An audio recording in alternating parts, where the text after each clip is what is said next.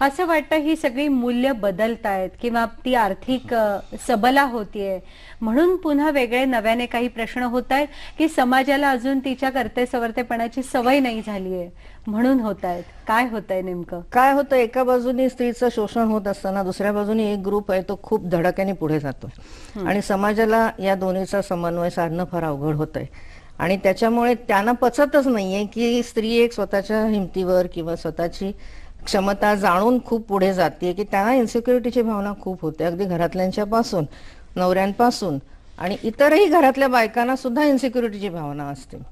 अगदी नोकरी करणारी गृहिणी आणि फक्त गृहिणी असणारी, तिचंही काम तितकंच महत्वाचं आहे, पण तिथे कुठेतरी मनात कॉम्पिटिशन सुरू होते आणि मग ते ओढाताण सुरू होते. तुझे हक्क काय, माझे हक्क काय, मग घरात हु इज द बॉस आणि मग पैसा बोलू लागतो, पैसा बोलायला लागतं. बरोबर. अशा वेळेला मदत देता म्हणजे कायद्याकडून मदत मिळू शकते, पोलिसांकडून, शासन, शेजारी पाय, म्हणजे नेमकं काय? एखादीने किती सहन करायचं किंवा एखाद्या पुरुषाने सुद्धा किती अन्याय सहन करायचा आणि मग बोलावं, याचं काही 10 वर्ष 5 वर्ष तसा काही फॉर्म्युला म्हणून सांगता येत नाही, कारण प्रत्येकाच्या सहनशक्तीच्या लिमिट पर्यंत आहे. तुमची सहनशक्ती अगदी संपली की तर तुम्ही बाहेर येता. पण इथे मी असं नक्कीच म्हणेन की कुठल्याही अन्यायात, पुरुषांनी केलेला असू दे किंवा स्त्रीने सुद्धा केलेला असू दे, 4 स्टेजेस असतात बेसिकली. सुरुवातीला कुरबुरीची स्टेज असते, मग ते जास्ती भांडण व्हायला लागतात, मग एकमेकांच्या बद्दल मनात राग, तिरस्कार ठसठसायला लागतो, तो बाहेर येत नाही काही परिस्थितीमुळे, की आला तरी तो त्याला तेवढी वाट मिळत नाही की दुसऱ्या मार्गाने बाहेर येतो. असे अनेक होतात. तिसरा मार्ग होतो तुम्ही घटस्फोटापर्यंत जाता, तोपर्यंत तुमच्या मनात भरपूर एकमेकांच्या बद्दल तिरस्कार झालेला, कटुसता असते. चौथा म्हणजे आत्महत्या करतात किंवा मारतात, मर्डरच होतात, ब्राईट बर्निंग होतं किंवा असे अनेक प्रकार होतात. तर पहिल्या 2 स्टेजेसमध्ये जेव्हा तुम्ही जागरूक राहून मदत सावरायचा प्रयत्न, तज्ञांची मदत घेतली तर संसार सुखाचे होऊ शकतात, तुमचं स्वतःचं आयुष्य सुखाचं होऊ शकतं.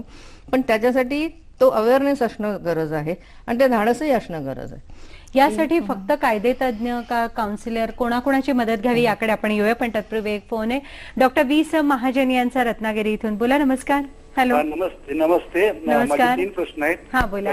पहिला प्रश्न असा आहे की स्त्रीला कायद्यानं वारसा हक्क दिलेला आहे, मुलीला मुला इतका हक्क दिलाय, पत्नीला, आईलाही हक्क दिलेला आहे. परंतु ती मानसिक तिची अवस्था अशी आहे की मानसिकता तिची अशी आहे, परंपरा आणि संस्कृतीच्या ओझ्याखाली ती हक्क सोड पत्रावर सही करून ती आपले हक्क सोडत असते. म्हणजे कायदा तिला संरक्षण देऊन सुद्धा ती हक्क घेत नाहीये. तर यासाठी काय केलं पाहिजे? दुसरा प्रश्न असा आहे की धर्माच्या नावाखाली आज कायदा स्त्रीच्यावर अन्याय करतोय. उदाहरणार्थ अल्पसंख्याक मुस्लिम स्त्रिया ज्या आहेत ना, जबानी तलाकचा कायदा म्हणा किंवा त्या परवा निकाल झाला 15 वर्षाच्या लग्नाचा जो हे दिला मुद्दा, त्यामुळे तिच्यावर एक धर्माच्या नावाखाली तिच्यावर अन्याय होतो. यात बदल झाला पाहिजे की नाही, आपलं काय मत आहे? आणि तिसरा प्रश्न आहे की काही कायदे स्त्रीला निर्दोष सोडतात आणि पुरुषाला गुन्हेगार ठरवतात, की ज्या गुन्ह्यामध्ये स्त्री तितकीच गुन्हेगार असते. उदाहरणार्थ अडल्ट्री. या अडल्ट्रीच्या कायद्यामध्ये पुरुषाला आणि ते नवऱ्यानं तक्रार केली तर तो गुन्हा ठरतो. तर माझं असं मत आहे की त्याला लोकल स्टँडी जी आहे ती कुठल्याही स्त्रीच्या त्या नातेवाईकाला करता आला पाहिजे, अर्जन त्या दोघांनाही शिक्षा झाली पाहिजे, असा कायद्यात बदल झाला पाहिजे असं माझं मत आहे. यावर आपलं मत काय आहे? ओके. कायदे बदलायलाही हवेत असं काही प्रमाणात हवेत आणि तसे बदल घडतही आहेत. पण कायदे हे पॉप्युलर बिलीफनी बदलत नाहीत. जे काय स्टॅटिस्टिकल माहिती मिळालेली असते किंवा कुठल्या वर्गावर काय अन्याय होतोय ह्याच्यावरनं त्या कायद्यात अमेंडमेंट्स येतात किंवा नवीन कायदे होतात किंवा जुने कायद्यातले काही प्रोव्हिजन्स काढून टाकले जातात. आता आपण त्यांचा पहिला प्रश्न होता वारसा हक्काबद्दल होता. त्याच्यामध्ये वारसा हक्कामध्ये कसं होतंय की अजूनही मुलीला आपण लग्न करून दिलं व्यवस्थित की तिचं आपली जबाबदारी संपली, म्हणजे तिचा प्रॉपर्टीमध्ये काही हक्क नाही, अशी एक मानसिकता सगळ्या घरातनं असते. त्यामुळे तिने काही मागायचं नाही किंवा पण कायद्याने तिला तो हक्क दिलेला आहे. आता तिने तो हक्क सोडायचा की नाही, तो प्रेमाने सोडायचा आहे किंवा भावाचं कमी आहे म्हणून त्याला माझं नीट आहे म्हणून सोडणं, किंवा भाऊ माझा दुरावू नये म्हणून सोडायचा आहे. मुळात त्या भावाला मान्य नसतं की तिला हक्क आहे आणि तो ती मागू शकते. ही मुळातच म्हणजे कायदे आहेत पण मानसिकता आणि कायदे ह्याच्यातली परत तफावत जी मोठी आहे त्याच्यामुळे होतं. मी ह्याच्याही पुढे जाऊन म्हणेन की स्त्रियांना ज्या प्रकाराने संरक्षण दिलं जातंय मोठ्या प्रमाणात पेपरवर का होईना दिलं जातंय आणि काही लोक त्याचा फायदा घेतात, नाही असं नाही, बहुतांशी घेऊ शकत नाहीयेत, ही वस्तुस्थिती आहे. पण त्याच्यातनं जे भ्रूण हत्येचे सारखे प्रश्न उभे होत आहेत की तुम्हाला हुंडा द्यावा लागतो म्हणून तिचं शिक्षण करावं लागतं, म्हणून तिचा तुम्हाला काही फायदा नाही असं वाटतं, म्हणून आता तर तिला प्रॉपर्टी राईट्स पण, मग जन्माला यायच्या आधीच मारा किंवा आल्या आल्या मारून प्रश्नच टाका. मिटले. अशा अर्थाने. अशी एका प्रकारची ती मानसिकता होते. मग मुळात परत सगळे जरी संरक्षण असलं तरी बाईच्या जीवावरच समाज उठलेला आहे अशी परिस्थिती होती. त्यामुळे समाजाची मानसिकता जोपर्यंत बदलत नाही, त्याचं महत्व तोपर्यंत त्यांना कळत नाहीये, तोपर्यंत हे प्रश्न खूप गुंतागुंतीचेच राहतात. बरोबर. मग याच्यामध्ये विजय मानसिकतेचा व्हावा की कायद्याचा, हा पुढचा आहे तो. पण तत्पूर्वी एक फोन घेऊया पुन्हा.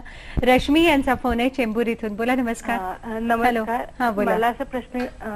मला असा प्रश्न विचारायचा होता की एका कंबाईंड फॅमिलीमध्ये एका वयस्कर पुरुषाची परिस्थिती कशी असते आणि एका वयस्कर स्त्रीची परिस्थिती कशी असते. कारण का आर्थिक हक्क सगळे पुरुषांकडे असतात. मग एका स्त्रीला खूप वागणुकीमध्ये फरक पडतो. तर असं तुमच्या अनुभवात काय आहे की असं समाजात काय परिस्थिती आहे याच्याबद्दल थोडं विश्लेषण करावं.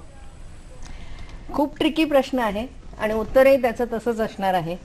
जोपर्यंत बाईवर अन्याय खूप झालेला असतो तोपर्यंत ती बऱ्याच वेळेला एक्सप्लॉइटेड राहते, पण नवरा गेल्यानंतर ती जरा थोडी सुटी होते. कुठेतरी तिला समाधानही वाटायला लागतं की आता मी या जाचातनं सुटले. तिचं वागणं वेगळं होऊ शकतं. ती तरी तिचं आयुष्य काटू शकते. पण जिथे नवरा राहतो आणि बायको जाते, अशा पुरुषांचं जरी आर्थिक सत्ता त्यांच्या हातात असली तरी सुद्धा त्यांना खूप जो लोनलीनेस येतो त्याच्यातनं खूप प्रश्न वाढीला लागतात. त्यामुळे सवय झालेली सवयच असेल इतकी झालेली असते, वर्ष. कोणीतरी आपलं सगळं करतंय हो. आणि मग सुनांच्याकडनं आणि सगळ्यांच्याकडनं ही अपेक्षा यायला पूर्ण होऊ लागते, शकत पूर्ण नाही. होत नाही. त्यांना जास्ती एकटेपणा जाणवायला लागतो आणि मानसिक लेवलला हे खूप मोठ्या प्रमाणात होतं. त्याच्या बरोबरीने दुसराही असा रोख असेल की जॉईंट फॅमिलीमध्ये, एकत्र कुटुंब पद्धतीमध्ये वयस्कर एका पुरुषाचा दर्जा आणि वयस्कर बाईचा दर्जा काय असावा. सवय लावलेली आहे इतके वर्षाची, त्याच्यावरच आहे असं नाही मी म्हणणार. की माझं असं म्हणणं आहे की जेवढी जनरेशन वयाने मोठी होत जाते तशी यंगर जनरेशन कडनं त्यांना दुर्लक्षित केलं जातं, हेही तितकं महत्वाचं आहे.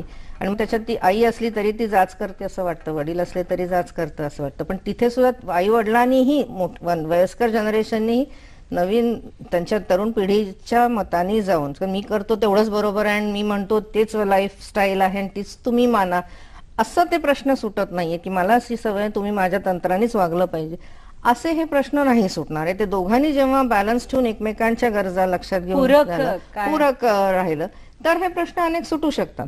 पण जोपर्यंत ऑटोक्रेटिक वागायचं झालं तर मग हे प्रश्न सगळ्यांनाच भेडसावणारेच राहील.